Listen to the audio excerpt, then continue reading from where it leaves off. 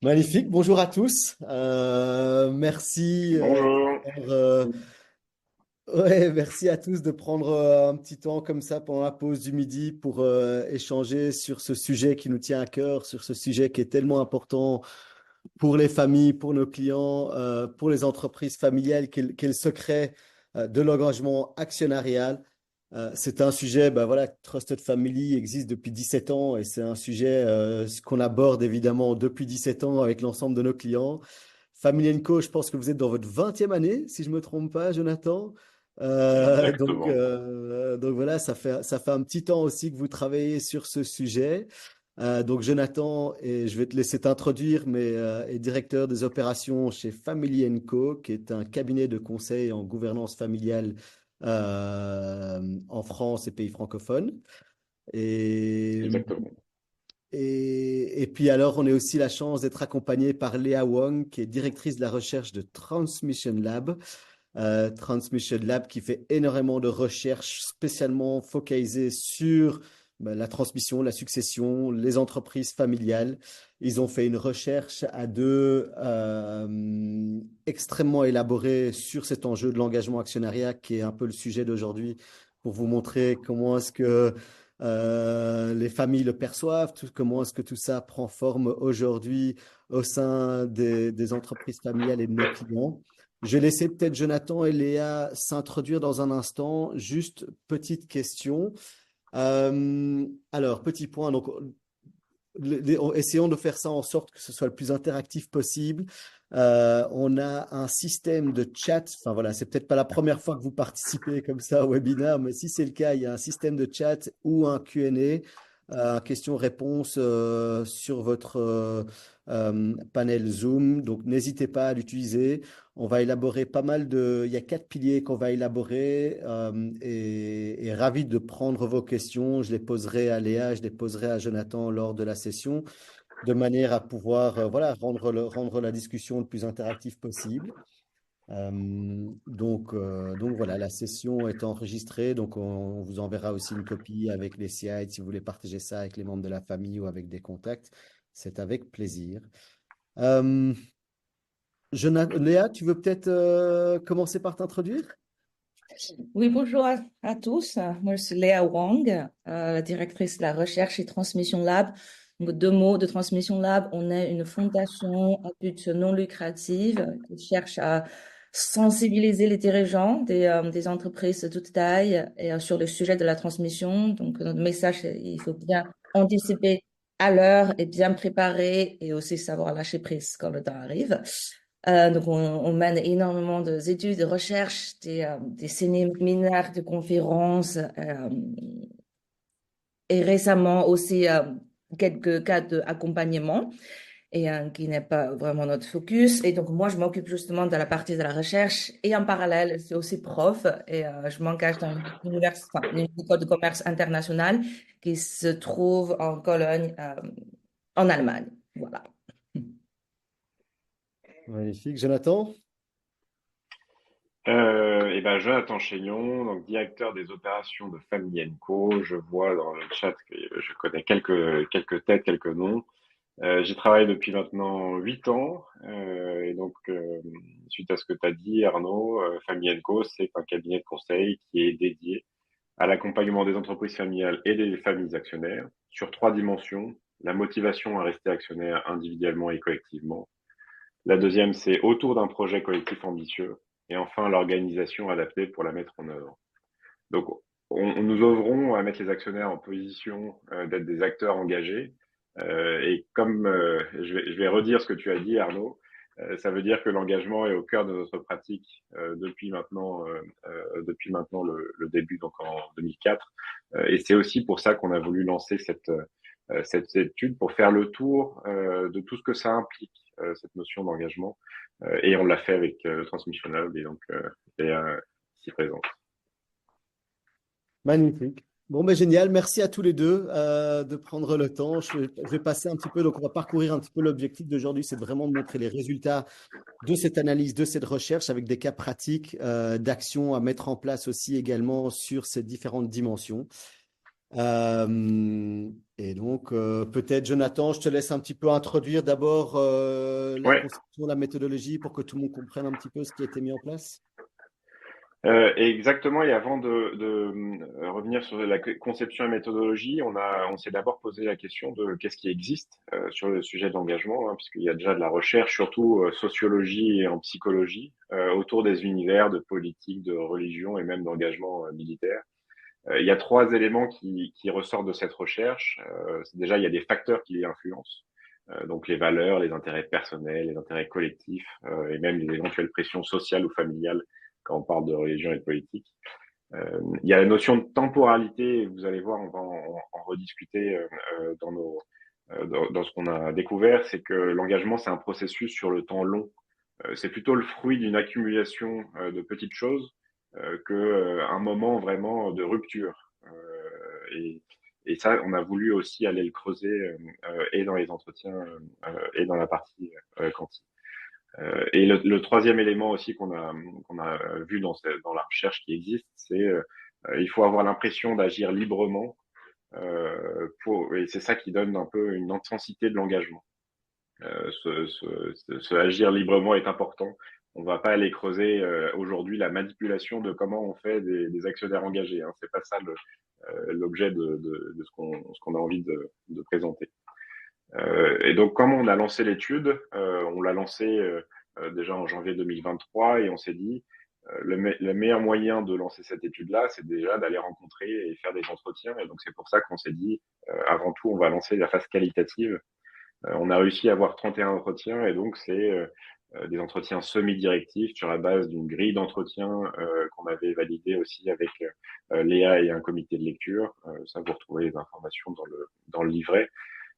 Et on a vu que des actionnaires, dirigeants d'entreprises familiales. Alors là-dedans, il y a des dirigeants d'entreprises familiales et il y a aussi des actionnaires non opérationnels, ce qui était aussi important pour nous, pour aller vraiment creuser l'esprit d'engagement actionnarial. On a fait des synthèses, on a fait des croisements et on a découvert des facteurs qu'on a ensuite allé voulu tester dans le volet quantitatif que je laisse peut-être Léa le soin de présenter. Léa. Sur le volet quantitatif, donc on a 101 réponses. Ce sont tous les entreprises familiales de tailles différentes, de rôles différents. Donc on essaie de prendre un échantillon un peu varié et représentatif afin justement de trouver des réponses sur les sous-populations. On attend des réponses qui disent, par exemple, l'engagement, tous ces facteurs-là sont importants, mais c'est plus ou moins important pour certaines sous-populations. Et c'est avec ce but-là qu'on a mené cette phase quantitative afin d'identifier les différents facteurs d'engagement et quels sont leurs poids d'importance. Est-ce qu'il y en a qui sont plus importants que l'autre et aussi pour qui? Pour qui c'est plus important que pour l'autre? Donc, le but, c'est d'explorer toute cette complexité.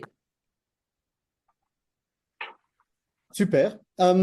Donc, avant d'élaborer peut-être sur ces différents, sur les quatre thèmes qui ont été identifiés lors de cette recherche, peut-être voilà, un sommaire sur les essentiels finalement de cet engagement, Jonathan. Exactement, Arnaud, et merci d'avoir accepté cette proposition de faire une sorte de conclusion en début de webinaire. Ça permet vraiment de garder la concentration sur l'essentiel. Il y a donc vous voyez là, il y a 7 points pour nous qui sont essentiels dans ce qu'on a découvert, en tout cas ce qu'on essaie de proposer avec cette étude-là. C'est déjà le processus au temps long et multifactoriel. Je vous l'avais dit quand on a commencé à regarder un peu la recherche sur le sujet, on s'est rendu compte que la temporalité était importante et cela s'est confirmé et dans les entretiens et dans la partie quantitative. Donc cela joue, l'engagement, cela joue à l'échelle de plusieurs années, voire même plusieurs décennies. Il y a aussi le fait par ailleurs que il faut accueillir ou en tout cas ouvrir la porte assez tôt ou risquer que la porte ne puisse plus être ouverte au bon moment. Ça, c'est au niveau de l'actionnaire, mais aussi au niveau de l'opérationnel. C'est un dirigeant qui nous disait, moi, j'ai toujours laissé libre mes enfants. Et quand j'ai commencé à parler de transmission, finalement, eh ben, c'était trop tard. C'est-à-dire qu'ils avaient commencer leur vie et des carrières professionnelles parfois à succès. Et donc l'entreprise familiale, finalement, ça ne les intéresse plus. Et ils m'ont dit, bah, même le métier, on ne connaît pas et donc on n'a pas de lien. Donc ça, c'est aussi une notion importante. Et enfin, l'aspect multifactoriel, c'est qu'il n'y a aucun facteur qui n'agit seul comme déclencheur de l'envie de s'engager. Donc il y a vraiment plein de petites choses, plein de petits cailloux comme le petit pousset qui agissent ensemble pour susciter l'engagement. Deuxième point, c'est le rôle de la cohésion familiale. Là, avec Léa, on a essayé d'aller creuser qu'est-ce qui se passe en cas de conflit, qu'est-ce qui se passe en cas de tension, et on voit bien que cette cohésion familiale est hyper importante et aussi hyper importante pour éviter de se désengager. Un projet où il y a du conflit, où il y a des tensions, ben, on n'a pas envie d'y aller, on n'a pas envie de s'intéresser à ce qui se passe dans l'actionnariat. Troisième point, c'est la capacité d'influence ou l'écoute, que ce soit sur les décisions de l'entreprise ou parfois même tout simplement être impliqué, voire même tout simplement être écouté. Si on n'a pas cette capacité d'influence ou si on n'a pas cette écoute, finalement, pourquoi est-ce qu'on y mettrait du temps? On irait à une assemblée générale qui est à l'autre bout de la France, etc. Donc c'est aussi quelque chose ça qu'on a bien creusé et sur lequel on reviendra. Cinquième élément, c'est le devoir envers l'héritage familial. On sent que le sens du devoir est déjà beaucoup revenu dans les entretiens. Il est très puissant, mais ça peut créer aussi cette espèce de sentiment de fardeau. C'est-à-dire que c'est peut-être trop gros ou c'est peut-être trop difficile parce qu'il y a ce devoir envers l'héritage familial. Sixième point, et là c'est important, et on n'y reviendra plus dans le déroulé, c'est les facteurs personnels et imprévisibles. On peut pas tout prévoir dans une vie, donc même si le hasard fait parfois bien les choses, il y a des choix individuels d'études, il y a des choix de carrière, il y a des choix de vie. Si on habite à l'autre bout de la France et que l'entreprise familiale elle est pas à côté, ça peut créer un désengagement et actionnarial et un désintérêt pour l'opérationnel d'entreprise. Il y a des choix qui sont aussi influencés par une multitude de facteurs extérieurs, hein, que ce soit la santé ou autre. Et puis dans cette partie-là, il y a aussi la notion de territoire. On sait que le territoire est hyper important dans la dynamique des entreprises familiales, et on s'est rendu compte, nous, dans les entretiens, que parfois ça joue un peu à l'encontre. C'est parfois repoussoir dans l'engagement de certains actionnaires. On dit, bah oui, mais mes frères et sœurs, ils sont loin de l'entreprise et donc ils viennent pas, ils sont pas très intéressés par ce qui se passe sur le territoire. Et donc ça peut être repoussoir et c'est intéressant de le comprendre et de le voir parce que on peut faire des choses, c'est-à-dire qu'on peut avoir des assemblées générales un peu décentrées parfois. On peut aussi ouvrir des filiales pour se rapprocher de tel ou tel qui aimerait bien entrer dans l'opérationnel. Donc c'est aussi des choses qu'on a vues. On a vu, par exemple, dans une famille où il y avait 4 familiaux, il y avait 3 filiales différentes et ils travaillaient dans 3 endroits différents. Alors, c'est peut-être une question de collaboration ou alors ils ont du mal à se voir, mais ça fait autre chose. Et enfin, la dimension patrimoniale qui n'est pas prioritaire. Et là, c'est un point très important et on reviendra dessus en détail avec Léa tout à l'heure. Voilà, merci Jonathan. Je crois que ce qui est, voilà, on voulait un petit peu partager quelques-uns des éléments qui sont vraiment sortis de cette recherche-là en amont. Il y a évidemment beaucoup plus de choses et de cas pratiques et d'exemples qu'on va un peu montrer à travers les prochaines slides pour rentrer un petit peu plus en détail sur ben, comment est-ce qu'on est arrivé à ces 7 points et qu'est-ce que ça veut dire finalement vraiment concrètement pour la famille de développer un peu l'écoute, l'affection, les facteurs personnels qui peuvent être parfois imprévisibles, évidemment. Ah, mais c'est intéressant, Arnaud, parce que quand on en a parlé, quand on a parlé de cette étude et de nos résultats, c'est vrai que ça t'a tout de suite fait réagir sur plein de choses que vous voyez, parce que vous êtes au contact très proche, alors nous aussi, mais d'une autre manière, mais vous êtes au contact très proche de cette notion d'engagement sur qu'est-ce qui se passe, même sur la plateforme et comment on arrive à les faire participer parfois. Et donc c'est pour ça que ça a du sens, je pense, d'échanger sur cette notion. Là, les 4 dimensions, très rapidement, c'est un peu de la grille de lecture Family Co. On a l'habitude d'analyser le lien entre la famille et l'entreprise selon ces 4 dimensions-là. Alors, ça nous a permis, en plus, de façonner le guide d'entretien qu'on a utilisé dans le premier volet avec Léa. et aussi la structure de la synthèse, encore une fois, que vous pourrez retrouver. Dans la dimension familiale, c'est tout ce qui englobe l'histoire, les valeurs, le fonctionnement, les interactions qui unissent les membres d'une famille. S'il y a des tensions, des conflits entre les membres de la famille, c'est un peu là qu'on va aller les chercher. Dans la dimension patrimoniale, et vous voyez, au fur et à mesure, on se rapproche de l'entreprise.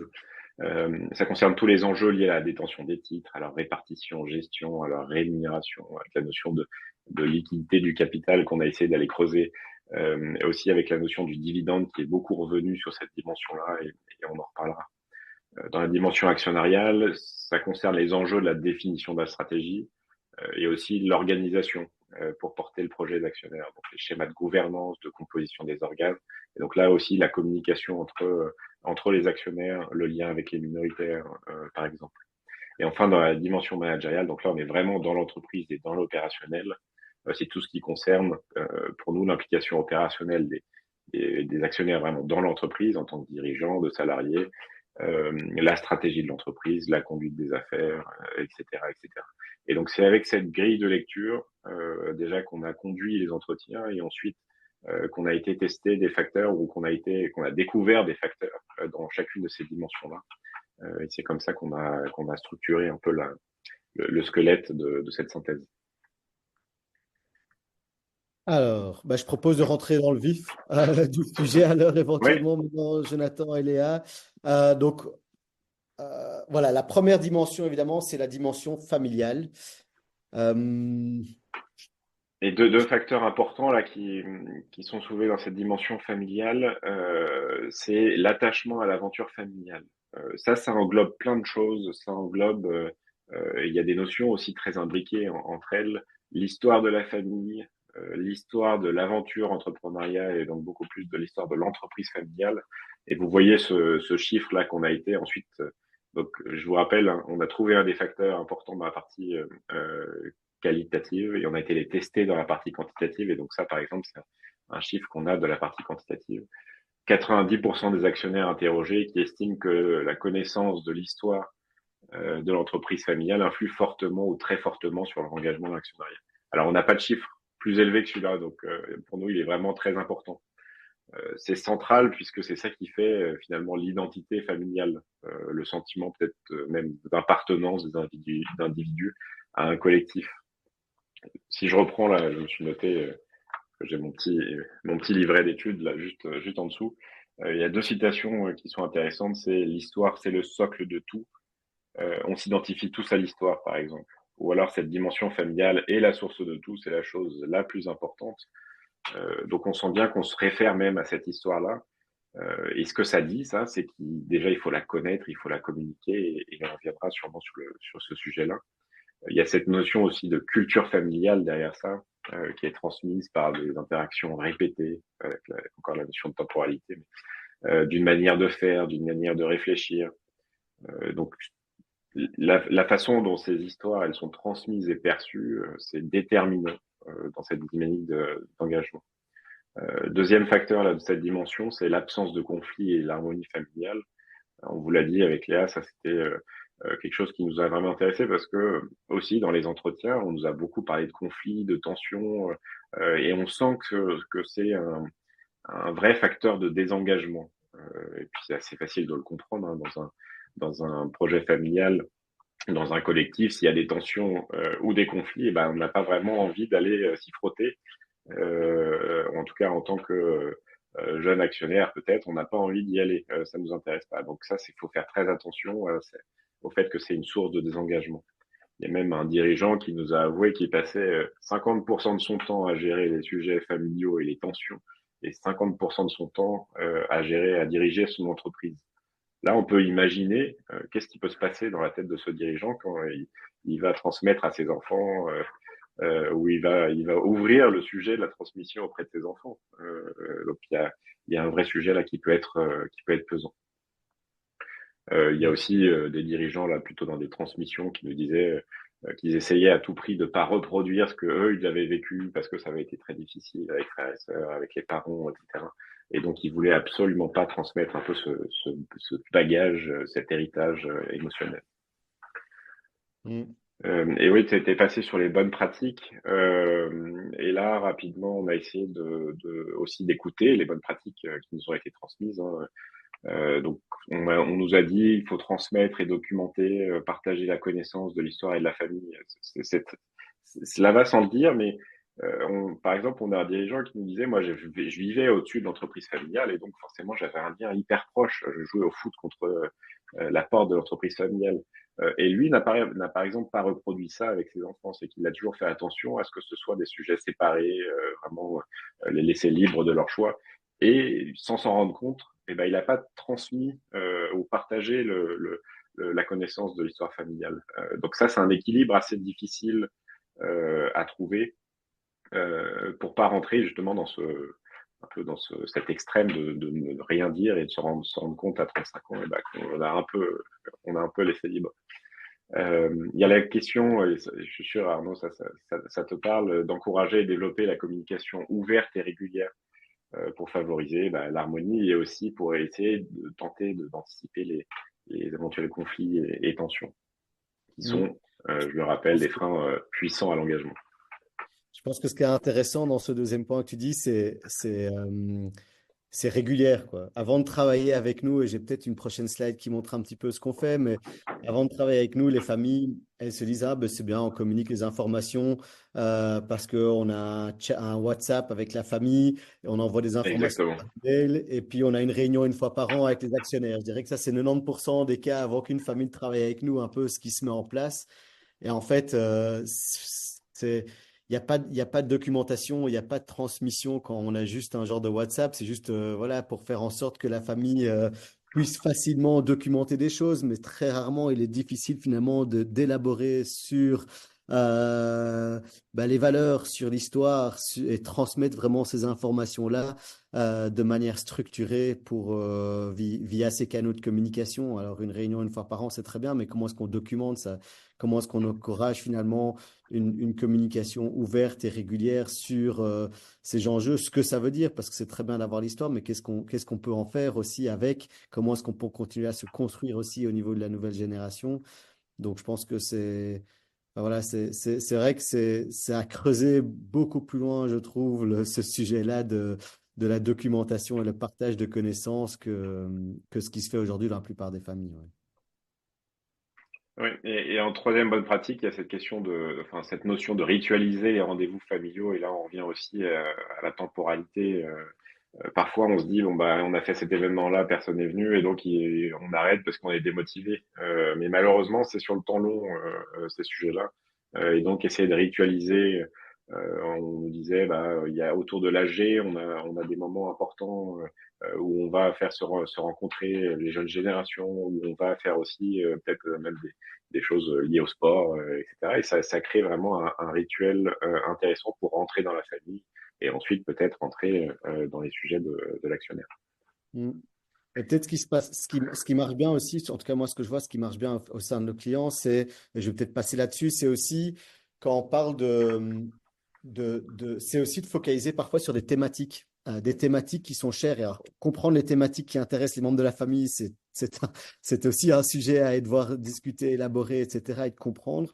Mais voilà, plutôt que d'organiser, tu vois, un petit drink après une AG où on n'a pas vraiment, c'est pas vraiment le sujet, pourquoi pas se dire, ben, on va organiser une session autour, je sais pas moi, de la philanthropie ou de l'impact. On va organiser un autre réunion autour de l'entrepreneuriat, de l'investissement qu'on peut faire ensemble en tant que familiaux, ou j'ai organisé une session autour je sais pas moi, du développement ici, comme j'ai vu, on se focalise beaucoup sur la plateforme, on voit ça beaucoup se mettre en place. Finalement, la raison pour laquelle beaucoup de clients viennent chez nous aussi, c'est parce qu'ils veulent préparer la succession, ils veulent former cette jeune génération, ils veulent s'assurer qu'en fait, cette jeune génération puisse bien comprendre l'histoire de la famille, mais aussi puisse bien être au courant de l'entreprise, des enjeux de l'entreprise, et tout ça est facilité finalement à travers des enquêtes, à travers des événements, à travers des informations, que ce soit des documents, des vidéos et autres qui sont partagés.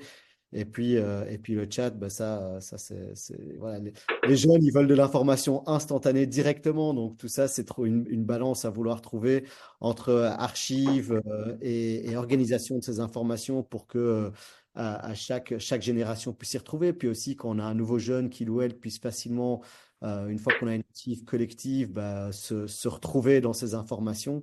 Donc, je pense que ce sont tous des éléments hyper importants dans cette dimension, pour renforcer cette dimension familiale aujourd'hui, euh, démontrée par Transmission Lab et Family Co. Mm. Alors, peut-être on peut passer sur la dimension patrimoniale maintenant?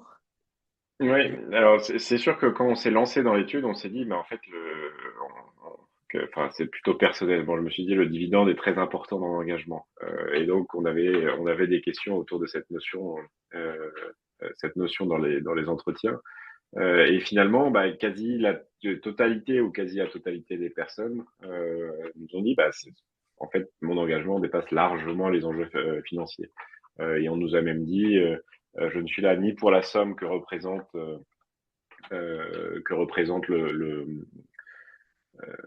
pardon, ni pour la somme que représente tout ce patrimoine, ni pour la valorisation de l'entreprise, ni pour les dividendes. Et en fait, c'est au fur et à mesure des entretiens, on se disait, mais donc c'est un peu moins important que ce qu'on croyait.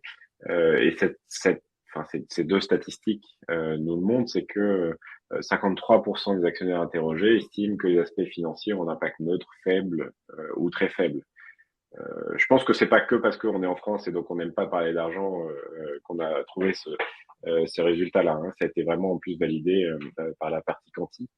Il y a aussi autour du dividende, hein, même si le dividende est beaucoup cité quand on aborde la dimension patrimoniale, il y a quand même une attention particulière dans les entreprises familiales, déjà du niveau de dividende, et surtout que l'origine du dividende soit bien compris de tous les actionnaires.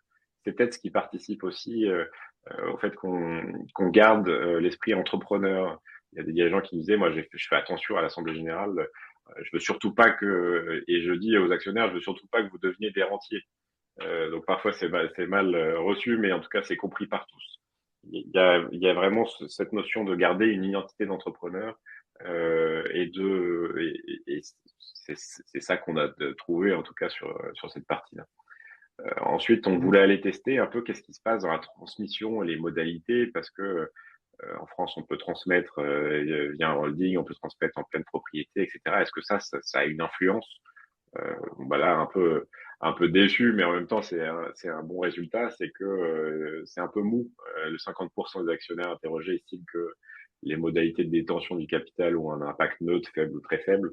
C'est un résultat un peu mou, mais qui quand même confirme cette idée que la dimension patrimoniale bah, n'est pas une priorité, même si c'est important. Hein, on va pas enlever le fait que ce soit important. On va pas non plus enlever le fait, et ça c'est une remarque qu'on nous a fait lorsqu'on a présenté des résultats à un dirigeant, c'est bah, vous mettez où le fait que l'entreprise fonctionne ou fonctionne pas dans l'engagement. Alors oui, ça fait partie d'un tout. Hein. Si l'entreprise fonctionne pas, et ben ça va être difficile, même s'il y a cet attachement à l'entreprise et qu'on a envie de la faire perdurer, de la pérenniser. Donc c'est très important, mais c'est pas un facteur qui va être décisif. Donc ça, on a vraiment voulu le creuser et je pense que Léa, on y reviendra encore plus en détail tout à l'heure.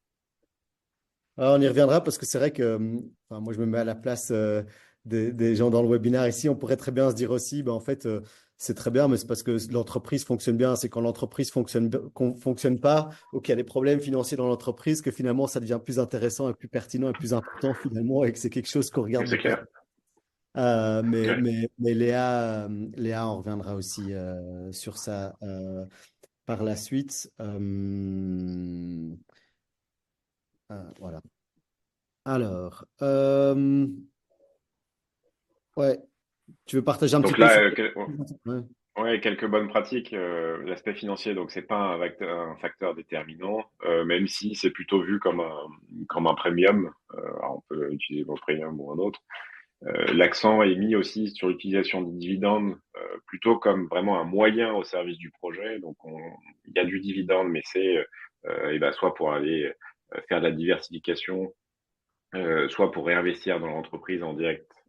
Mais en tout cas, ce lien dividende versus projet, il doit être fait et surtout, il doit être compris de tous les actionnaires.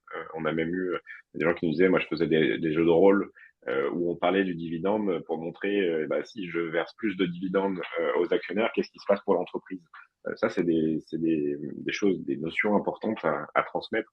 Et on se rend compte que lorsqu'il y a un attachement très fort aux dividendes, ça fait quelque chose à l'engagement. Et ensuite, préparer, anticiper la transmission du capital. Ça, c'est important de le solenniser, et on va revenir dans la dimension actionnelle rapidement sur cette notion-là. C'est important de le solenniser parce que là aussi, ça crée un attachement fort. Un moment de transmission, c'est pas que signer un papier chez le notaire, mais c'est vraiment le passage presque de responsabilité d'une génération à une autre. Et donc, ça doit être anticipé, mais je vais pas revenir sur ces notions qu'on aborde très, très souvent. Et enfin, on nous dit quand même, on nous répète qu'on fait soit attention à la dispersion du capital. Il y a aussi plein de, je dirais 5 ou 6 entretiens où là, les actionnaires avaient fait l'acquisition des actions, et donc ça montre quand même un engagement très fort pour le projet entrepreneurial, et un engagement très fort, même financier, pour poursuivre l'aventure familiale. Et on nous dit aussi, il faut faire attention parce que si ça disperse trop, on va être trop, et donc il n'y aura plus les pouvoirs, etc., etc. Donc voilà, c'est des bonnes pratiques et aussi des points d'attention. Top. Alors, troisième dimension, c'est la dimension actionnariale. Ouais.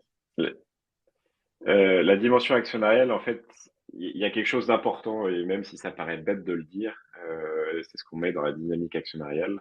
Là, on n'a pas de stat choc, mais en tout cas, c'était très important dans la partie qualitative. C'est le fait d'être actionnaire, c'est déjà important. Et donc, c'est déjà une source d'engagement. C'est bête de le dire, mais il y a plein de dirigeants qui disaient, moi, j'ai pas encore transmis les parts de l'entreprise à mes enfants. Et ben donc, on essaie de créer de l'engagement, et en même temps, on n'a pas fait ce pas-là, et donc ils sont pas vraiment en capacité ou en responsabilité encore. On nous a aussi parlé je me souviens très bien, là c'est la citation qu'on utilise, je me souviens très bien de ma première assemblée générale en présence de tous les G3, du notaire. Ça marquait vraiment notre entrée dans l'actionnariat. Donc ce moment important, c'est aussi quelque chose ça qui est revenu, c'est la première AG, ou alors le rendez-vous chez le notaire, ou alors la signature éventuelle d'une charte. Tout ça, c'est l'entrée dans la dynamique actionnariale. Et Et est-ce que donc on tu me te disait, dirais, Jonathan, pardon, désolé de te couper, mais est-ce que tu dirais que c'est ouais, pas en contradiction avec le point juste avant de dire qu'en fait l'aspect patrimonial n'est pas si important, ou comment est-ce que ou Léa, comment est-ce que vous voyez ça un peu versus le point précédent? moi ça, je le vois plutôt comme on devient responsable de quelque chose. Et ça se rapproche plutôt d'ailleurs de l'élément suivant qui est l'influence décisionnelle. C'est-à-dire qu'on rentre dans quelque chose où on va pouvoir en plus voter aux AG, où il Mhm. va falloir s'intéresser et comprendre bien l'entreprise. Mhm. C'est ça là qui est important, et c'est un peu moins l'aspect patrimonial. En tout cas, c'est pas l'aspect patrimonial qui remontait dans les entretiens.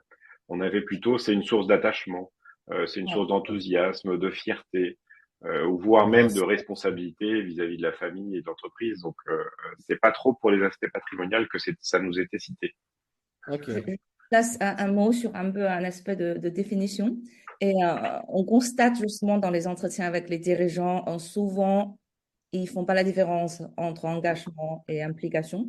Donc, enfin, on a une catégorie dans la littérature pour les actionnaires familiaux. Enfin, on constate qu'il y a trois types. Il y a des actionnaires passifs, des actionnaires actifs et les actionnaires engagés. Mais justement, enfin, pour faire impliquer un actionnaire un familial dans l'actionnariat, ça suffit de signer, ça suffit de voilà, faire impliquer, mais pour qu'on passe de l'implication, c'est-à-dire j'ai quelque chose à voir avec l'actionnariat, avec l'entreprise familiale, à l'engagement, il faut forcément, ça passe par un attachement un peu côté affection, côté responsabilité. Et c'est ça qui qualifie un actionnaire engagé. En fait, c'est ce qui est un attachement un peu affectif à l'entreprise, ce qui place un intérêt de l'entreprise avant la sienne et ce qui se voit en tant qu'un passeur, ce qu'on m'a confié et je cherche à fructifier et passer à la prochaine génération. Alors qu'un actionnaire c'est ceux qui ont des responsabilités managériales, opérationnelles dans l'entreprise, mais même pour cette catégorie-là, c'est pas forcément ils ont de l'engagement. Il y en a qui sont impliqués, mais ils sont impliqués de façon un peu réticente. Alors, il y a une forte corrélation entre cette implication opérationnelle et l'engagement affectif. Il y a une corrélation très forte, mais ce n'est pas automatique.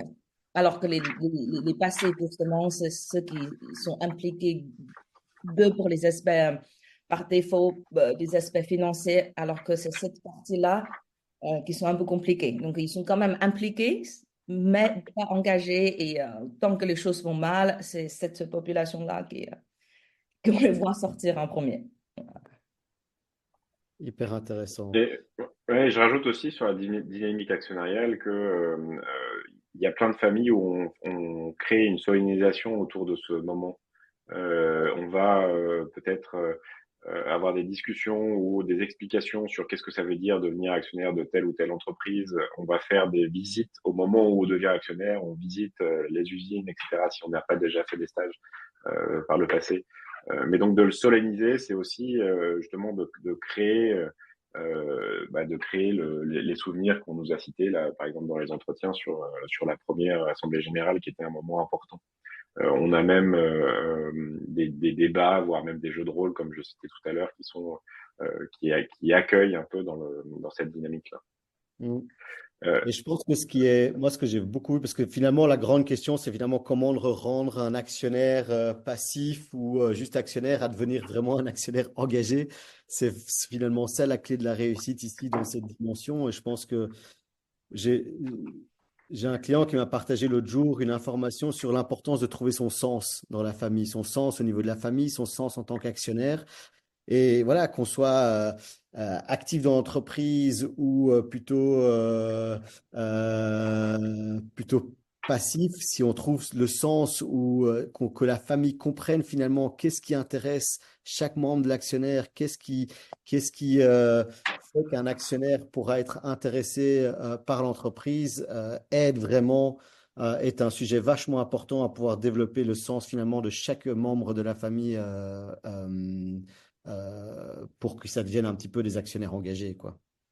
Ouais, mais là justement, ça fait bien le lien avec la deuxième facteur de cette dimension actionnariale, c'est l'influence décisionnelle ou la participation aux réflexions. Parce que c'est bien de dire à l'actionnaire, il faut que tu y trouves ton sens, mais c'est mieux si on dit, eh ben, on va essayer un peu de co-construire ce sens-là et essayer que toi, tu t'y retrouves individuellement dans le collectif, parce que s'il n'y a pas ça, finalement, ça va être très difficile d'être lié et d'avoir cet engagement et même de pouvoir t'impliquer si c'est l'étape d'après. Donc, c'est les 86% là, des actionnaires interrogés qui estiment que c'est être un actionnaire écouté et sollicité, ça influe fortement ou très fortement sur leur engagement dans l'actionnariat. Ça dit exactement ce que tu viens de dire. Lorsque ils ont l'occasion de s'exprimer vraiment ou être vraiment écoutés, et ben leur envie de contribuer, elles s'en trouvent renforcées. Les actionnaires se sentent valorisés. Donc là, c'est une question plutôt de gouvernance, comme on s'adapte, et comme on s'assure d'écouter les actionnaires, voire même les minoritaires, ou d'accueillir même les avis divergents. Parfois, ça fait peur d'accueillir les avis divergents, mais ça peut faire avancer le projet d'actionnaire. Si on ne les écoute pas, on va pas pouvoir les engager. Et donc, on nous dit parfois, à l'Assemblée générale, il y a personne qui vient. Bah oui, mais si c'est le seul lien qu'on essaye d'avoir avec les actionnaires, le seul lien, c'est de les inviter à l'Assemblée générale, et je vais faire encore plus caricatural, un mardi matin à l'autre bout de la France, ça va être difficile de les engager si c'est ça le seul lien. Mhm. Donc là, c'était vraiment intéressant. Et là, on se rapproche de exactement ce que tu viens de dire. On se rapproche du sens, qui est un des éléments très importants forcément de ce qu'on a trouvé. Mm. Ouais, et puis comment engager les gens quand ils sont dans tous les continents différents ou qu'ils ne travaillent pas dans l'entreprise et qu'ils ont un travail très prenant à l'extérieur. Et je pense que je pense que le point d'être à l'écoute, de les solliciter, de les appeler. C'est pas juste organiser une réunion actionnariale une fois par an après l'AG, c'est vraiment aller prendre Oui, son téléphone, les contacter, comprendre un petit peu comment est-ce qu'ils se sentent, comment est-ce qu'ils se ressentent, Et nous, on se focalise énormément aussi. Avec nos plateformes, on a beaucoup de données qu'on échange avec nos clients pour essayer de comprendre, voilà, quels sont les actionnaires qui sont les plus engagés finalement sur la plateforme. Ça veut dire quoi? Ça veut dire que ceux qui communiquent, ceux qui échangent le plus, ceux qui posent des questions, ceux qui posent des commentaires, mais aussi comprendre, et ça c'est à la limite même plus important, pourquoi est-ce qu'il y a des gens finalement qui ne se connectent pas ou sur les plateformes ou qui n'interagissent pas énormément sur la plateforme. Et être à l'écoute de ces gens-là, prendre le temps de discuter avec ces gens-là, c'est essentiel pour pouvoir rendre la famille et l'entreprise pérenne. Et ça, c'est vrai que nos équipes du Family Success qui s'occupent et qui animent nos clients au quotidien passent énormément de temps sur ces données statistiques pour essayer de comprendre ça et pour essayer d'aider les familles.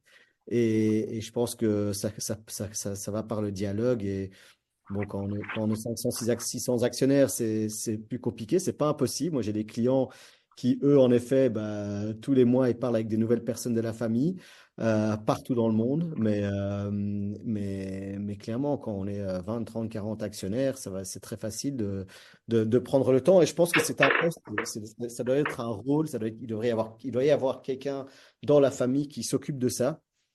Euh, et c'est quelque chose qu'on essaie de pousser beaucoup chez Trusted Family. Et donc, je suis content que ça ressort à 86% dans la recherche. Euh, top. Des bonnes pratiques? Oui, rapidement, avant de passer à la prochaine dimension, dans le pratique, c'est clarifier les rôles et les responsabilités des actionnaires. C'est aussi cette notion de rendez-vous des actionnaires, déjà pour se connaître et ensuite pour construire, comprendre les responsabilités, peut-être des formations actionnaires.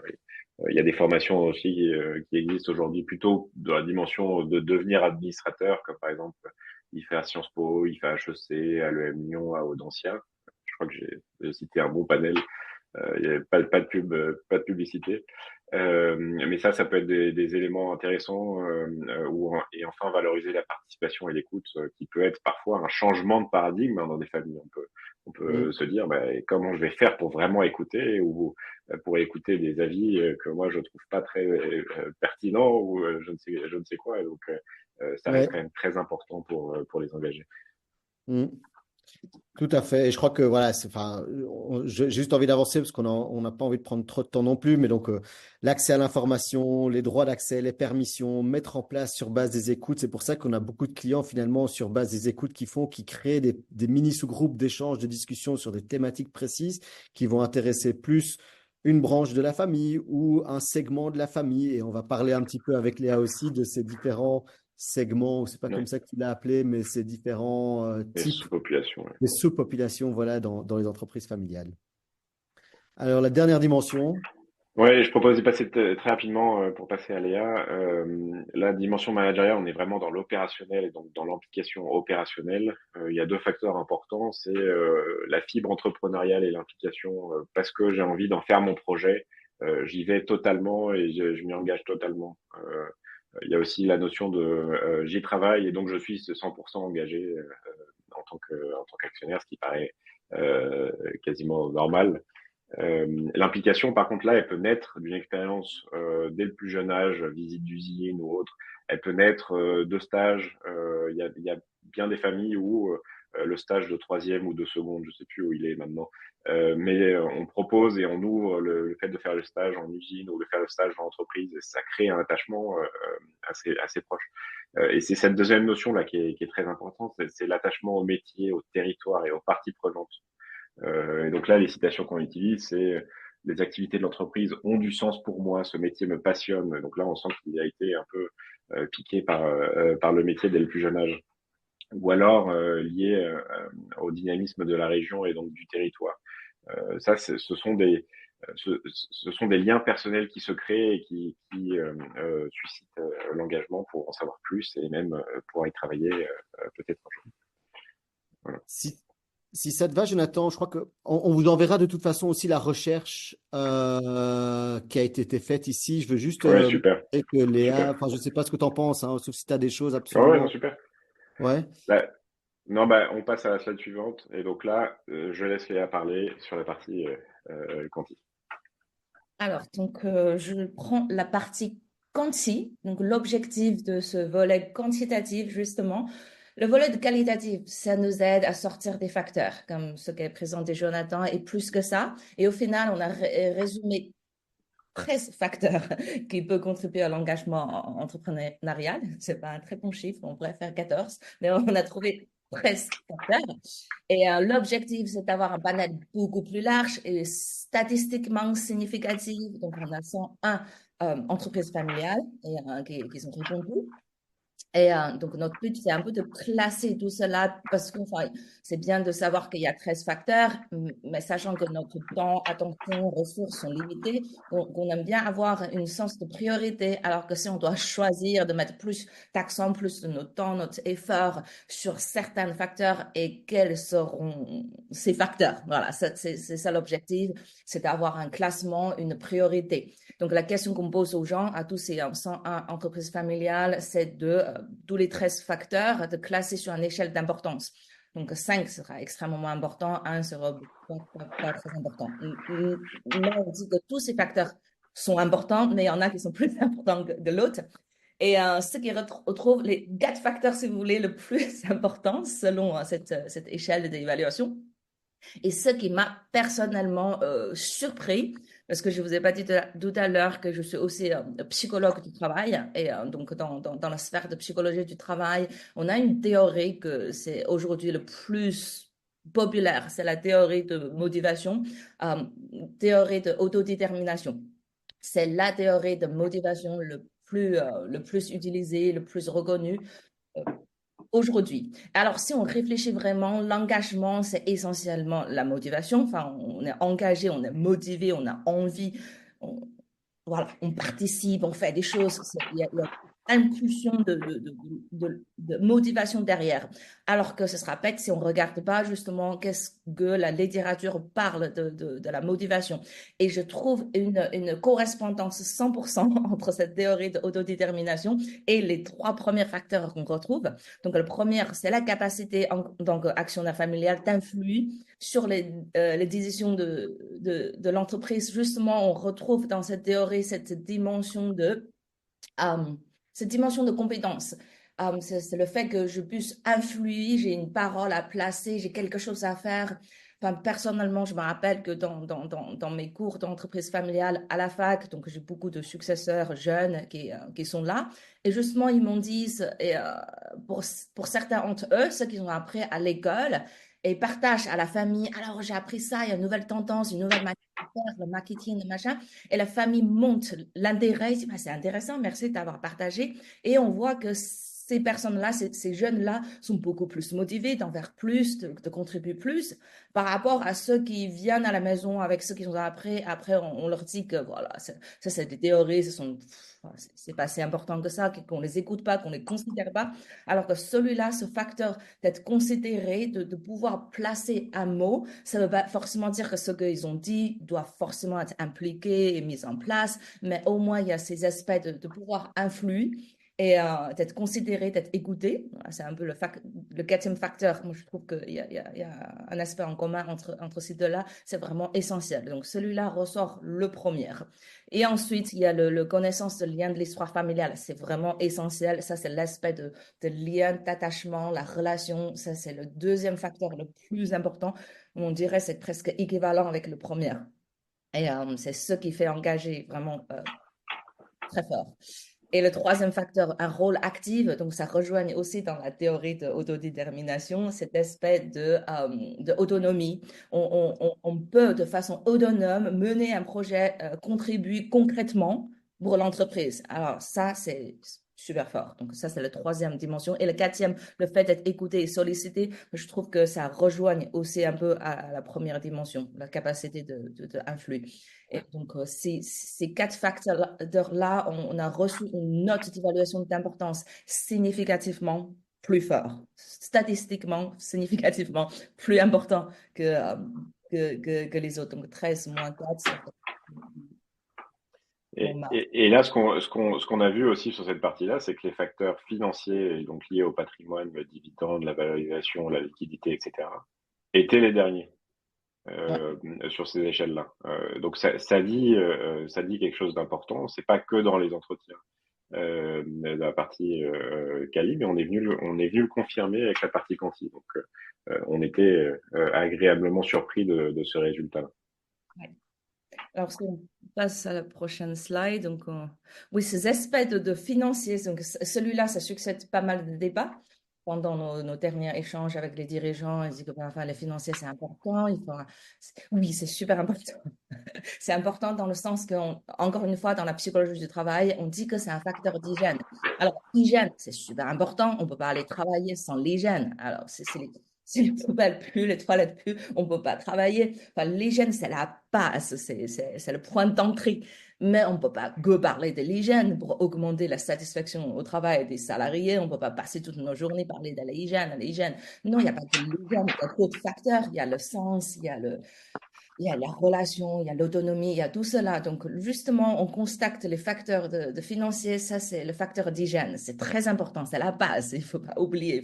Il faut bien parler de ça de façon honnête, de façon ouverte, de façon claire. Il ne faut pas avoir peur de l'argent. Il faut en parler. Il faut surtout que ce soit fait de façon juste. Donc, on parle de justice organisationnelle. Il faut que ce soit fait de façon correcte. Et après, une fois ça établi, genre, c'est bon, pas besoin de passer énormément de temps là-dessus, pas besoin de faire ça une priorité de notre attention, de notre dialogue, de notre temps. Et voilà, c'est vraiment cet aspect-là. L'argent, c'est important, mais il faut lui donner une juste place. Donc, c'est un point d'entrée, mais il ne faut pas que ça fasse une priorité. Voilà, c'est donc un mot sur cela. Et puisqu'on n'a pas beaucoup de temps, je vais... Ce qui est, pardon, c'est quand même intéressant et vous verrez dans le livret qu'on cite André Consponville qui parle là aussi en psychologie du travail et pour les salariés. L'argent ne motive pas, mais ça le rend motivable. Et pour nous, c'était un bon résumé de ce qu'on a trouvé sur ces aspects-là. Excellent. Je te laisserai. Ouais. Excellent. Excellent.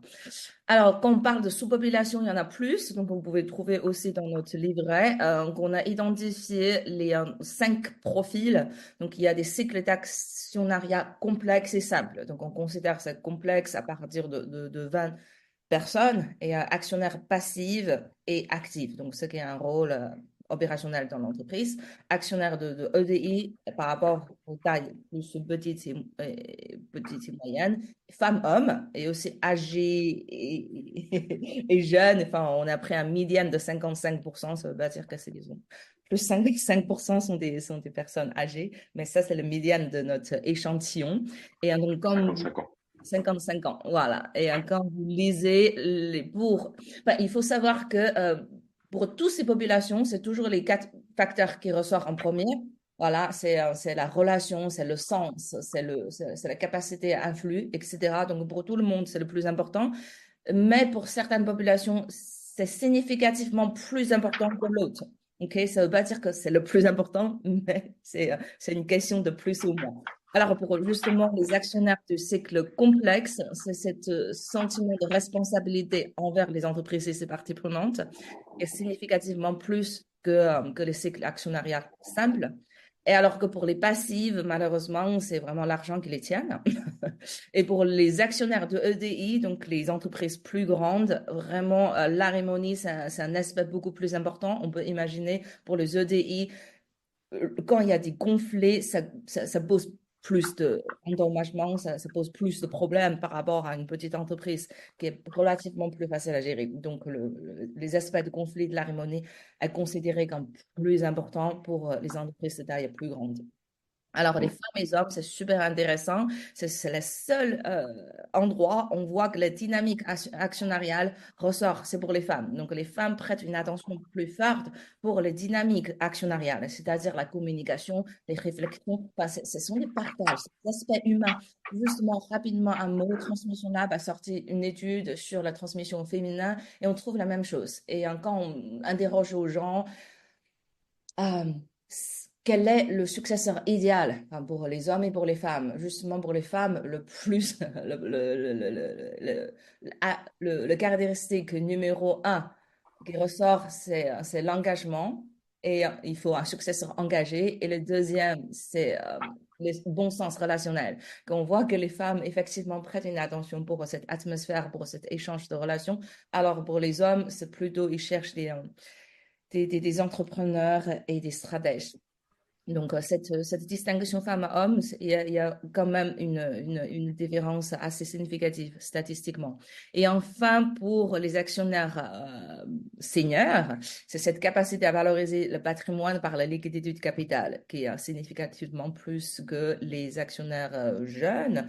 Et pour eux, c'est plutôt la capacité à valoriser le patrimoine sur long terme qui est plus important. Alors que ça, on peut comprendre. Et pour les actionnaires seniors, c'est déjà le temps de sortie, alors que pour les jeunes, c'est le temps de fructifier le patrimoine. Effectivement, une vision à long terme, ça les intéresse plus. Voilà. Ces sous-populations, je pense que sont vraiment essentielles. La recherche que je vous enverrai de nouveau parle beaucoup de tout ça et je pense que nous, on le voit aussi à travers nos plateformes. C'est vraiment comment animer ces sous-populations de manière à ce qu'elles puissent trouver son sens, de manière à ce qu'elles puissent trouver cette harmonie, cette autonomie finalement dans la relation entre la famille, l'actionnaire et le patrimoine. Et je pense que ouais, ça illustre très bien. J'ai juste une question, parce qu'il reste encore 2, 3 minutes là et désolé de couper. Oui, je voulais juste m'assurer d'avoir assez de temps pour répondre à une ou deux questions. Il y a une question ici qui est venue dans le chat, c'est la capacité d'influer sur les décisions de l'entreprise ne risque-t-elle pas de générer des conflits familiaux dans le sens où, ben, en fait, les décisions sont souvent le ressort finalement de gens qui sont dans l'opérationnel. Juste, Euh, ouais, Ouais. j'aimerais bien justement dire un mot sur ça. Je trouve que c'est une super question.